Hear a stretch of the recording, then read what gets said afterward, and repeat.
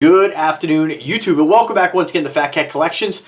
Today, folks, I want to share with you guys an oldie but a goodie. And the reason I'm doing this video is because I haven't reviewed this watch in, gosh, it must be at least, I don't know, 6, 7, 8 years.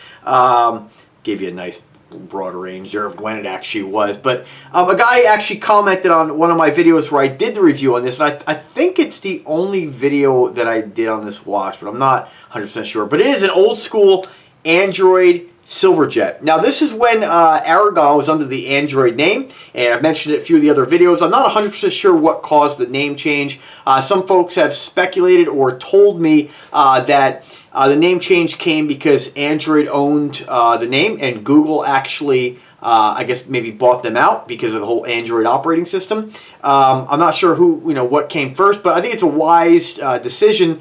Whatever the reason was, that they got out of it and started calling their watches Aragon. When it comes to searching for things on the internet, you never want to have your brand be too or share a name with something else. That's pretty tough with all the different brands and companies out there. But the problem is if you go search for Android, because the Android operating system is so big, and especially Android watches, you're going to get all kinds of smartwatches, so it's really hard for people to find your product. So I think it was a really wise decision to let go of the Android name and go right into Aragon. But this does have the old Android name on it, as you can see. This is one of their original Silverjet watches. This is the very first style of Silverjet, and there's been several different variations or generations of the Silverjet since this watch came out. The very first Silverjet is the one my dad, I mentioned in a couple of videos, my dad, my wonderful father, and most giving man that I know, well, not as giving as me, because I give a lot to myself, but for other people, my dad's amazing. He bought himself, which he never buys himself anything, one of these off the Home Shopping Network. And at the time, I don't know which one it was, but it was the standard brushed silver version. Quartz, of course, and it came with, they had several different variations on the faces. They had the blue, which is the one he got him, the black face, I think a lime, like a lime green, maybe a purple, and maybe some other color. But this is right when I started getting involved in the Invicta Watches, and my dad discovered the Android name, and I was like, wow, I've never heard of that. He surprised me with one for myself. So that was my very first Android watch. After that, I kind of caught the a little bit of the Android bug, and I still love the brand. And despite some of the things I've said, throughout videos, how their styles have kind of become a little bit monotonous. I think some of their newer ones are a little bit boring, in my opinion. But it doesn't mean they don't make an amazing product. It doesn't mean that those watches aren't going to appeal to many folks, and they do, right? Just for me, I have 150, 60 watches in my collection, and sometimes I get rid of some. Sometimes if it's something I don't really wear, I will pass it on to a new home and buy something else, something new and fun for my collection. Now, this one I'm not sure if I want to part with it yet, because it is a pretty rare piece, and for guys who love the Android name or the Aragon name. A lot of guys like to get some of these older models because they just don't make them anymore. And if you look at the watches that Android or Aragon makes nowadays, they're kind of taking a different direction. I think Android started making large 50mm plus size watches, and then they said, all right, well, we're going to kind of start focusing on smaller pieces. So a lot of their watches start to max out at that 47mm, and then they make the 42s, which, to be honest with you, I sometimes think about getting. I've been eyeballing one of their millipedes in 42 because it's such a stylish watch. I want to see what it looks like in a smaller size. And like I said, guys, many times I still wear lots of mid-size and smaller watches or average size watches, because really, a 42 isn't small. It's a normal size watch without going into the oversized territory, right?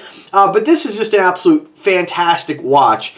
And the reason I'm doing this video again, because a guy commented and he wants to buy it. He said, hey, do you still have it? Would you be willing to sell it? Now, he did offer me $425 as a starting point. If I sell it, I'm probably not going to go that low for it. We'll kind of negotiate if I sell it. The problem with this watch is that if I do sell it, I know I'll never get my hands on one again. And it is done in that mirror polished finish. And I don't have, believe it or not, as flashy as I am, I don't have a lot of mirror polished watches. I'll tell you, mirror polishing, you do have to be a little careful with them. They're definitely going to pick up those little fine wear scratches more than others. When I look at this watch doesn't really have more than just a few very mild scratches. And I'm not sure if that has to do with the quality of the plating, but I don't think that this plating is any different than Invicta. It's still a rose gold finish. As far as this watch, they did make this in a, I believe, 4 different variations. They had a black and silver, I think black and silver, the rose and silver, the yellow, and then the all silver. And I opted for this one. And again, this is going to be a really hard one for me to let go. And I don't, if the price is right, maybe, you know, it's, you guys know I'm on kind of a gun kick. There are a few more firearms that I want to get. And when you have so many watches like I do, well, you guys can relate. Sometimes we don't mind letting one go. To be honest with you, this is one that does not get much wrist time, but it's one that I've never even considered selling. I'm not really a huge rose gold guy, although I do have a few. Generally, when I get something rose gold, I like it mixed with yellow gold. That's kind of my favorite color combination when it comes to any watch, for that matter. But this is just a stunning watch, and I don't know if this is something I'm going to be able to part with. Let's talk a little bit about it. So this, again, they've done this variation, or done this design, the Silverjet by Aragon now. I'm not sure when they stopped doing, or how many they made with Android. I want to guess and say maybe they had 2 or 3 variations under the Android name. Then, of course, I have several by Aragon. I think I have 3 Silverjets, and they're the new redesigned ones with what I call like the roller bar links. Still amazing watch. But this one here is a real stunner. I mean, you have that case and cradle design. Again, on this, we have mirror polishing down the entire bracelet, around the whole watch, except for we have that kind of sandblasted finish, or matte finish around the bezel. It is a unidirectional rotating bezel, which, again, with all these watches, no different than any luxury brand. They feel great. Screw down crown, of course. And what I always like about the Aragon and Android named watches, or brand watches, is they use a lot of automatic movements, and generally they have been making some rondas, and ronda is a great quartz movement, don't get me wrong, but I like automatic, you know, and I think a lot of you guys can relate to that. It's nice not to worry about the battery. It's nice not to worry about opening the back of the watch. There is, some guys say there's a heart to the watch, or a soul. I don't know if I want to go that far with it, but I do understand, you know, the I guess the reference. But, you know, I just like the fact, again, never have to worry about the battery, and there's something kind of cool about an automatic watch. You know, those moving parts, the self-winding part of it. Pretty cool. It doesn't mean I don't like quartz. It's just something I know I'm going to have to deal with the battery eventually. So I do prefer the automatics. And what I like about the automatics, it's a very clean face. You know, I don't use a chronograph, and most people don't. A chronograph is really just a stopwatch. And so unless you use that, you just have a kind of a cluttered dial. I prefer something really clean and simple like this. This is the NH35, which just has the time, and of course the date, which gives you the day of the week and day of the month. So again, robust movement, very well respected movement, no matter what brand watch you like. It's one of those movements that matter. If this watch was a quartz, right, you'd have some of the watch snobs being like, oh, it's a piece of shit. But you throw an NH35 in there, they're like, oh, well, at least got a good movement, you know. So they all tell time, they all work great. But I do like the NH35. But there's lots of great automatic movements. You can see the two-tone links. We have that rose and silver. Each link is removable by one of the screws, which are on just a standard size screw on both sides.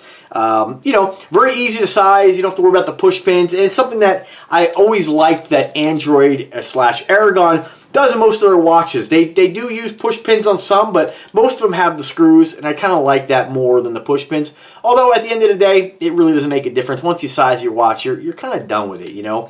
But just awesome. Exhibition window on the case back. Love the fact Aragon does the dual push button locking, deploy, and clasp, whereas I will say that I find with the Invicta clasps, unfortunately I'm a nail biter, my hands are all jacked up all the time, so it's very easy for me to take off Aragon or Android watches.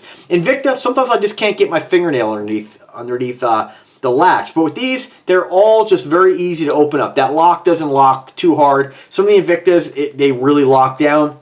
Some of those I'll just get like a little you know, a little credit card, pop it on there and pop the latch. I like the fact that Aragon, on most of them, and I have a millipede here. Yeah, they do it on the millipede as well. They do put a little bit of a thumb recession right here, so you can get your finger under there. Even a guy, you know, except for not like me, I obviously I can't. But if you do have fingernails, it's very easy to pop that open. Just not for me. But, I mean, again, these clasps are great. They are stamped. That's the only thing some people prefer not not to see a stamp. None of that makes a difference as far as longevity, wear, or anything like that. It's just not quite as pretty. It's just a standard stamped clasp. Whereas Invicta, they tend to use more of the milled clasp. Doesn't make any difference. It's just more of a personal preference. But it is a stunning watch. I mean, I don't know if I'm going to be able to part with this, but it's nice that the gentleman took the time to make me an offer, and we'll just have to see. So let's throw it on the wrist, show you guys what it looks like. I have a 7-inch wrist. I weigh about 178 pounds as of this morning, and I'm about 5'7". This is what a watch looks like on a guy my size, my height, and my weight. You can tell, you know, I mean, it is just a blinged out, flashy watch. And if you guys, I'm ridiculous. You know, when you guys have watched me in my other videos, I'm always like, all right, last review, I'm going to share this watch with my my subscribers, and we're going to let it go. And then sometimes I have them on eBay, and I am actually selling them. And then next thing you know, I put it on, and I'm like, oh man, maybe I can't sell this. And this is definitely one that I most likely. Oh my god. Oh my god. I mean, seeing it on camera it just solidifies the fact that, you know, this is not one I think I want to get rid of. I mean, that's just, I'll never get it again. I'll probably never find the rose tone watch that I like this much ever again. So yeah, I mean, as much as that's a great offer, I don't think I can let go of this one. But I did want to share with you guys regardless and show it off again. If you do have any questions, let me know. You can find these watches from time to time on eBay. I've seen them pop up, but you know, folks are going to try to get what they can get for them. And just like me, I have a 55 millimeter millipede on there right now, and you can't find 55 millimeter millipedes, right? Now, any millipede you have is the 50 millimeter, right? This is a stunning watch, guys. I mean, this is one of my favorite watches by Aragon. Like, these are ones I'll never get rid of. It's never even crossed my mind to get rid of them, you know. Of course, somebody's going to make you a nice offer on it. You do think about it for a second, but, you know, they're stunning watches. And I'm like captive. I'm losing my train of thought here. I'm captivated by the watch. I don't know. I don't know what to tell you.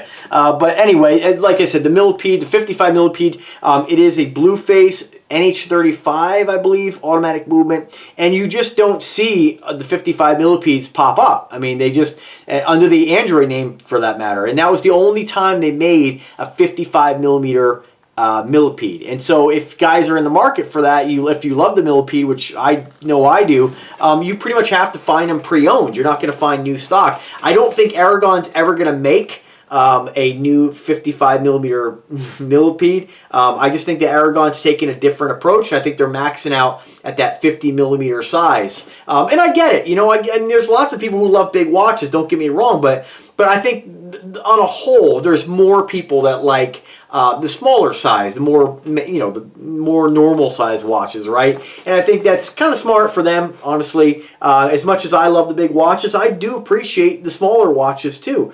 So I don't know. We'll see what happens. But if I do get rid of this, again, I'm most likely not going to. But I will put a link in the description to the eBay listing if I do.